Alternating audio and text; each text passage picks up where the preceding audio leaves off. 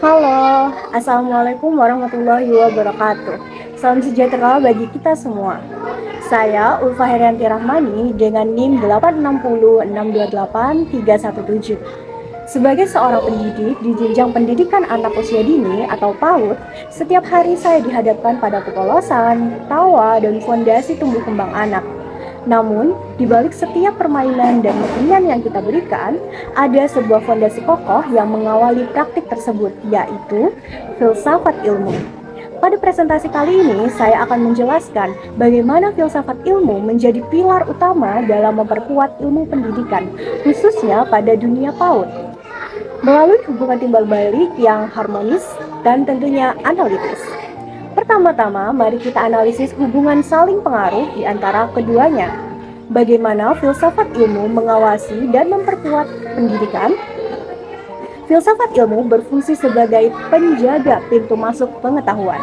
Hal ini mengamankan agar pendidikan, termasuk di sektor pendidikan anak di usia dini, tetap berpegangan pada prinsip logis, objektif, dan memiliki fondasi moral yang kokoh.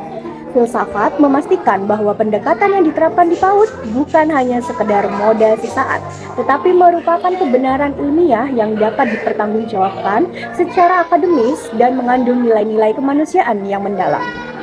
Sebaliknya, bagaimana pendidikan yang berarti memperkuat filsafat ilmu?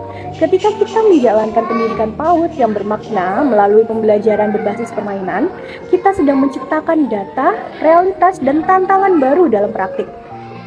Dinamika keilmuan dalam kelas PAUD ini mengajarkan filsafat ilmu untuk terus merefleksikan diri, berkembang, dan tetap relevan seiring dengan tuntutan zaman. Mengapa filsafat ilmu disebut sebagai alat analisis dalam menganalisis isu pendidikan? Mari kita telusuri 3 pilar utamanya, yakni pertama, ontologi, apa yang menjadi objek pembahasan. Dalam konteks PAUD, ontologi mengingatkan kita mengenai siapa sebenarnya anak usia dini. Mereka bukan hanya miniatur dari orang dewasa, melainkan individu yang memiliki ciri perkembangan yang khas. Pemahaman ontologis ini menghindarkan kita dari memaksakan pembelajaran calistung dengan keras sebelum saatnya tiba. Yang kedua, epistemologi. Apa metode yang digunakan untuk memperoleh pengetahuan? Pilar ini menganalisis strategi pembelajaran, bagaimana anak usia dini dapat belajar. Melalui pilar epistemologi, kita menemukan jawaban ilmiah bahwa anak belajar paling efektif dengan cara bermain, stimulasi sensorik motorik, dan bermain permainan berantai mungkin untuk mendorong interaksi sosial. Yang ketiga adalah aksiologi, untuk apa ilmu itu digunakan dan apa nilai moralnya. Aksiologi membahas mengenai nilai dan etika dalam konteks PAUD. Elemen ini menuntut kita untuk memahami bahwa tujuan akhir pendidikan bukan hanya menjadi anak yang cerdas, tetapi juga menanamkan karakter, moralitas, dan kemandirian sejak usia dini. Sebagai contoh nyata di lapangan, mari kita telaah penerapan kurikulum merdeka di tingkat PAUD dan bagaimana hal itu diterapkan di kelas saya. Saat saya merancang pembelajaran yang berbasis proyek penguatan profil pelajar Pancasila atau yang kita sebut P5, saya mengimplementasikan ketiga pilar filsafat tersebut dengan nyata. Dari sudut pandang ontologi, saya menyadari bahwa anak-anak memiliki rasa ingin tahu yang besar terhadap lingkungan di sekitar mereka. Dalam hal epistemologi, saya tidak hanya memberi ceramah, tetapi mengajak mereka untuk melakukan eksperimen yang praktis, mengamati tumbuhan, atau bermain permainan berantai untuk meningkatkan partisipasi sosial dan kerjasama.